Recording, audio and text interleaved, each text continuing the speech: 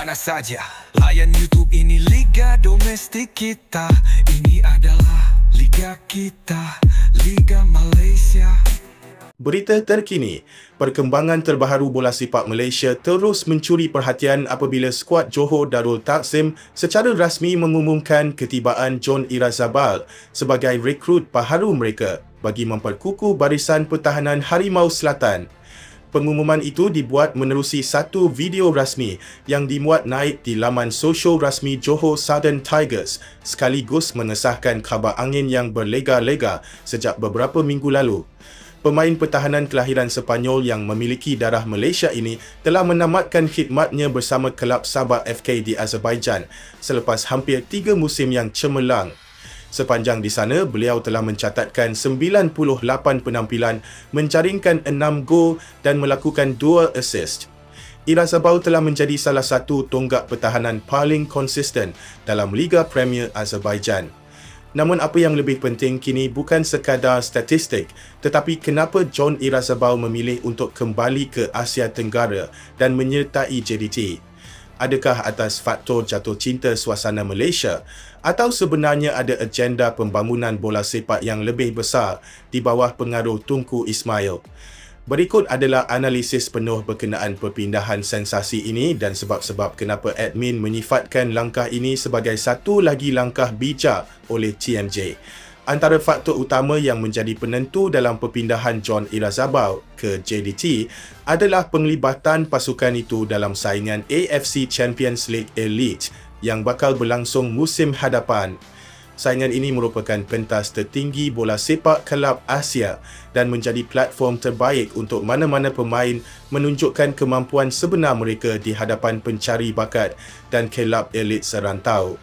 Bagi Irazabal, peluang untuk beraksi bersama pasukan yang memiliki struktur profesional setaraf kelab Eropah ditambah pula dengan perancangan taktikal dan sokongan fasiliti bertaraf dunia seperti JDT merupakan peluang keemasan. Kalau saya mahu cabaran di Asia, JDT adalah tempat terbaik di Asia Tenggara jelasannya. Satu lagi aspek yang tidak boleh diabaikan adalah hubungan profesional dan pribadi antara Tunku Ismail dengan pemain warisan Malaysia. Tunku Ismail dikenali sebagai seorang yang sangat aktif dalam memantau perkembangan pemain berdarah Malaysia di luar negara. Dalam kes John Irazabal, kita telah difahamkan bahawa JDT telah mengintai beliau sejak penghujung musim lalu, malah beberapa laporan menyatakan TMJ sendiri pernah berhubung secara langsung untuk berbincang mengenai peranan pemain itu dalam projek JDT yang akan datang sebelum rasmi menyertai Harimau Malaya. John Irazabal sendiri pernah menyatakan penghargaan terhadap kepercayaan yang diberikan oleh Tunku Ismail kepada dirinya. Baginda bukan sahaja menilai saya sebagai pemain tetapi juga sebagai manusia dan sebagai anak Malaysia.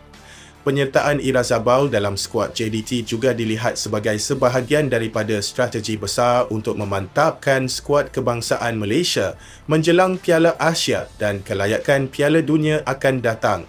Memandangkan kita hanya ada barisan muka-muka lama seperti Junior Elstow dan Dominic Tan, kehadiran John Irazabal dilihat sebagai pelengkap ideal untuk barisan pertahanan Harimau Malaya.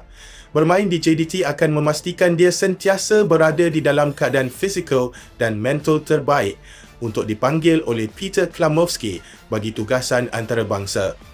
Malah, kehadirannya dalam liga tempatan akan membolehkan kem latihan lebih kerap dijalankan bersama pemain-pemain lain. Itu satu kelebihan yang penting untuk pembentukan keserasian dan taktikal jangka panjang. Ramai yang terlepas pandang, namun John Irazabal sebenarnya telah menimba pengalaman berharga di Azerbaijan, sebuah liga yang kini semakin kompetitif di peringkat Eropah Timur. Walaupun liga tersebut mungkin kurang glamour berbanding Liga Inggeris atau La Liga, namun dari sudut taktikal dan fizikal, tahapnya cukup tinggi. Liga Azerbaijan ramai pemain dari Balkan, Rusia dan Turki yang terkenal dengan permainan keras dan agresif. Dalam tempoh 3 musim bersama Sabah FK, beliau menjadi pilihan utama jurulatih dalam formasi 3 dan 4 pertahanan, malah diberi kepercayaan sebagai ketua pasukan dalam beberapa perlawanan utama. Pemain yang beraksi dengan konsisten di peringkat ini tidak mudah dicari dan inilah antara sebab kenapa JDT tidak menunggu lama untuk menandatangani beliau. Dalam masa yang sama, JDT telah mengumumkan secara rasmi bahawa mereka telah menamatkan kontrak Jordi Amat. Jordi telah dikaitkan dengan perpindahan ke klub Indonesia atau kembali ke Eropah. Maka dengan alasan tersebut, John Irazabal adalah pengganti yang layak untuk Jordi Amat. Irazabal memiliki gaya permainan hampir serupa dengan Jordi Amat, malah mungkin lebih dari itu.